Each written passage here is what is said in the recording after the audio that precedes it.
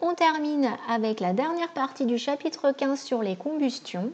La dernière fois, on avait parlé du pouvoir calorifique d'un combustible. Pouvoir calorifique, hein, on avait expliqué ce que c'était.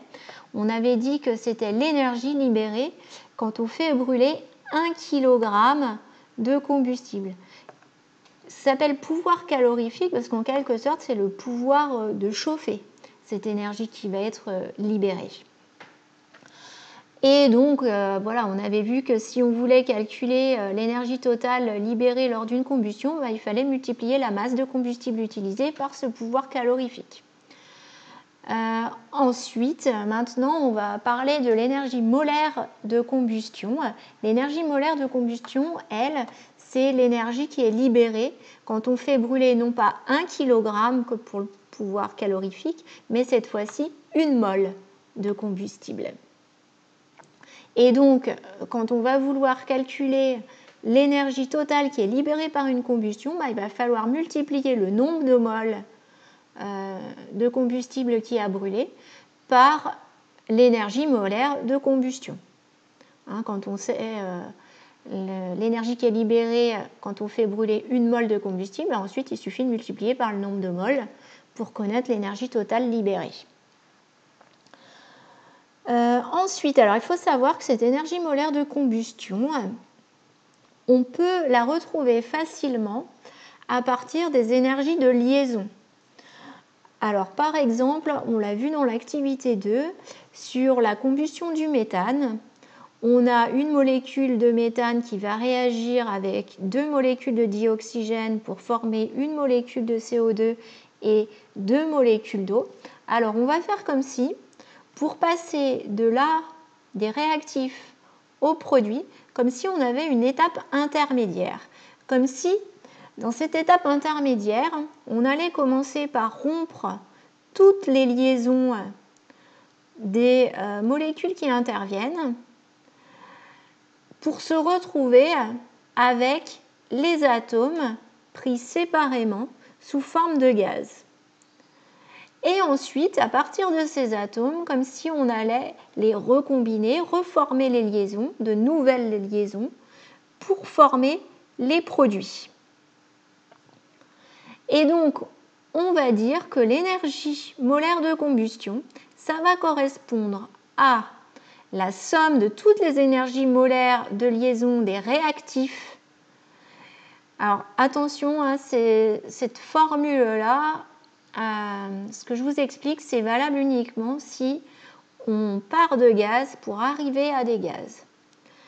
Donc, on va additionner toutes les énergies molaires de liaison des réactifs et on va ensuite soustraire toutes les énergies molaires de liaison des produits.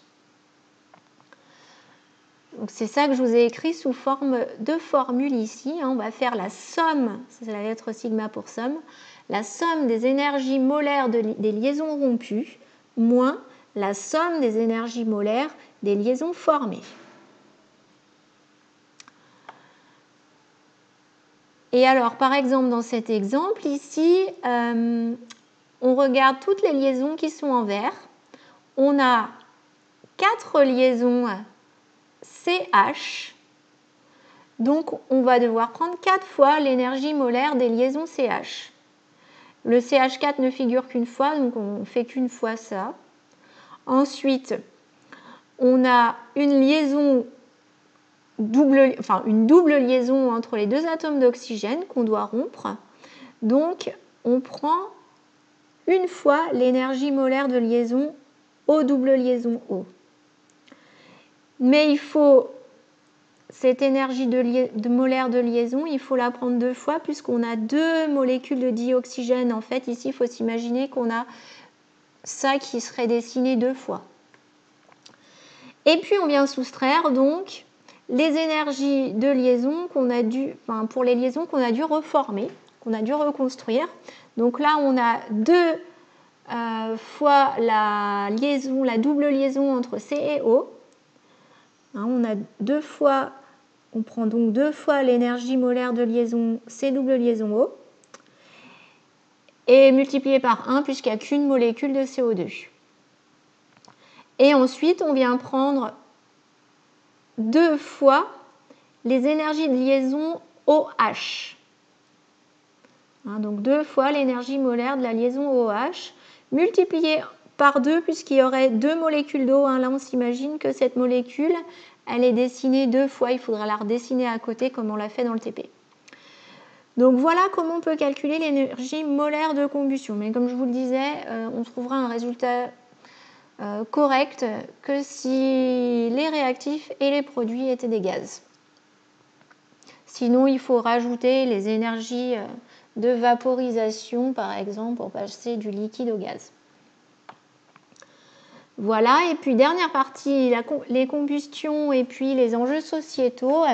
Alors le côté positif des combustions, c'est que ça peut servir à beaucoup de choses, notamment dans les activités humaines, à se chauffer par exemple, à chauffer sa maison. Si vous avez une chaudière à gaz ou une chaudière à pétrole ou une cheminée, enfin je devrais dire la chaudière à fioul plutôt.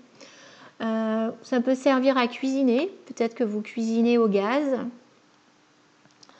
Ça peut servir à se déplacer, les moteurs des voitures utilisent souvent de l'essence, ou à produire des biens dans les usines. Souvent on a besoin par exemple de chauffer des métaux pour construire des objets en métaux. Côté négatif, c'est que toutes ces combustions, ça produit du CO2. Et que le CO2, vous savez que c'est un gaz à effet de serre. Alors gaz à effet de serre, ça veut dire que le dioxyde de carbone, il va emprisonner la chaleur, il va la garder à la surface de la Terre. Donc la chaleur va être emprisonnée dans l'atmosphère, on ne va pas pouvoir rejoindre l'espace. Et donc, à la surface de la Terre, on va observer un réchauffement climatique. Il va faire de plus en plus chaud. Et vous savez que depuis quelque temps, ce réchauffement climatique a tendance à s'accélérer. Et ça crée de nombreux problèmes. Par exemple, on a des espèces qui risquent de ne pas réussir à s'adapter à un réchauffement climatique trop brutal. Et donc des espèces, par exemple des végétaux ou même des animaux qui risquent de disparaître à cause de ce réchauffement climatique trop brutal, parce qu'ils ne peuvent pas s'adapter instantanément. Ensuite, autre problème qu'on peut voir, c'est par exemple une élévation des niveaux des mers et des océans avec donc la fonte des glaces des banquises, par exemple. Donc, élévation du niveau d'eau, qui dit élévation du niveau d'eau, dit probablement des endroits qui vont se retrouver sous le niveau de la mer et donc des peuples qui vont être obligés de se déplacer avec tout ce que ça peut créer comme problème au niveau des frontières de différents pays. Et donc, ces populations obligées de se déplacer, ça crée des migrations et certains pays ne sont pas d'accord pour accueillir ces personnes. Et donc ces migrations s'accompagnent aussi bien sûr de pauvreté et peuvent être carrément responsables parfois de guerre.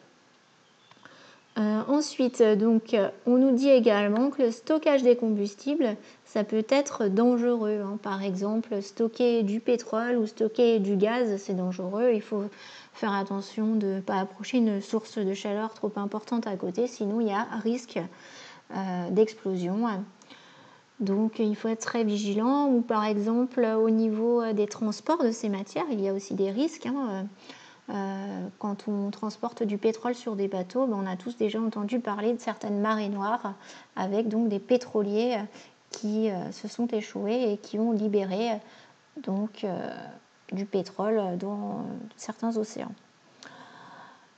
Les combustibles utilisés, malheureusement, sont très souvent des combustibles fossiles. Fossiles, ça veut dire qu'on les trouve dans le sous-sol, dans des gisements.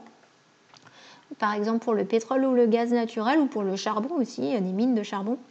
Donc on les trouve dans le sous-sol et ils ont mis très longtemps à se former, des millions d'années à se former, alors que nous on les utilise beaucoup et donc la vitesse à laquelle on les utilise fait les stocks n'ont pas le temps de se renouveler. Et à un moment donné, on va complètement épuiser les stocks. Donc il va falloir penser à des alternatives. Et les alternatives, ça va être d'essayer d'utiliser plutôt des combustibles renouvelables.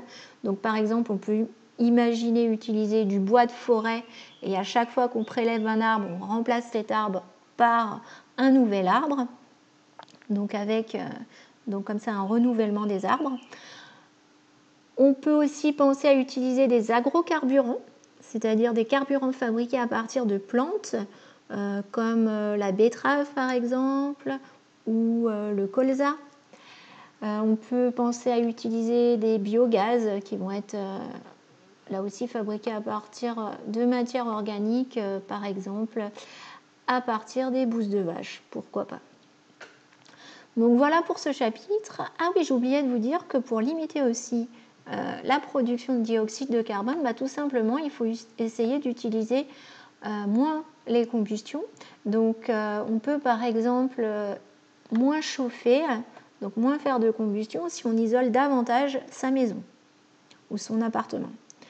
Donc l'isolation des bâtiments peut être aussi une clé.